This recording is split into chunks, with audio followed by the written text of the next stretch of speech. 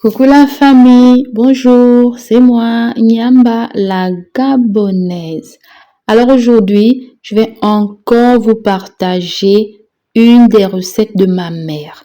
Je vais vous montrer comment elle cuisine le sanglier dans son jus. Elle a demandé que l'on découpe la viande. Voilà, donc mon petit frère s'est chargé de le faire.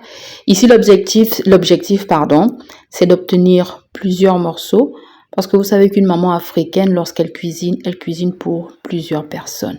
Elle a demandé que l'on mette de l'eau à chauffer. Elle voulait que ça puisse bien bouillir.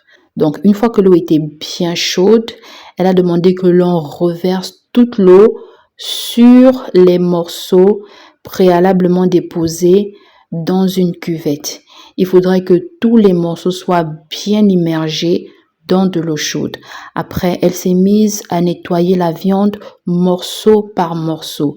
Tous les morceaux propres allaient directement dans une marmite. Après, elle a rajouté des cubes. Elle a ensuite apprêté les tomates et les oignons. Elle a rajouté du sel. En tout cas, c'était bien dosé, que ce soit les cubes ou le sel, c'était bien dosé. Mais je crois que chacun de vous, chacun de nous va doser en fonction de sa consommation. Elle a découpé les oignons et les tomates directement sur la viande et dans la marmite. Elle a demandé de ne pas remuer. On laisse tout au-dessus.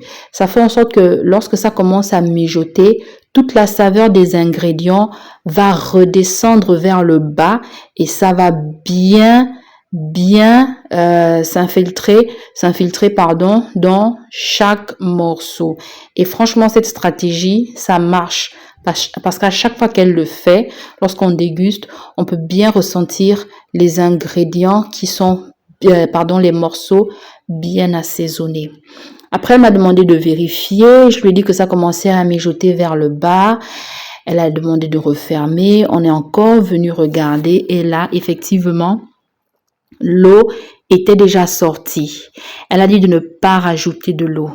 Ici, l'objectif, c'est de faire sortir toute l'eau qui se trouve dans la viande. Parce que la viande de brousse, elle a déjà son eau, elle a déjà son huile. C'est pourquoi lorsqu'on pose sur le feu, il faut poser à feu doux. On met le petit feu, pas le grand feu.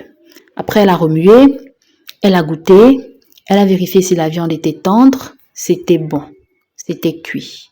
Elle a demandé que l'on mette la marmite de côté.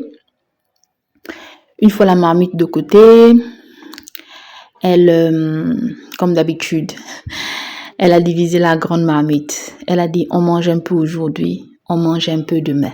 Si on laisse la grande marmite à la cuisine, avant minuit, on va pleurer la viande de brousse. Vous savez également que la viande de brousse, ça se mange très bien avec du manioc. Donc, on a aussi apprêté le manioc. Et au moment de la dégustation, franchement, tout le monde était satisfait. C'était très, très, très bon. Je vous invite à reproduire cela chez vous. Et s'il vous plaît, n'oubliez pas de me taguer lorsque vous allez réussir cette recette chez vous.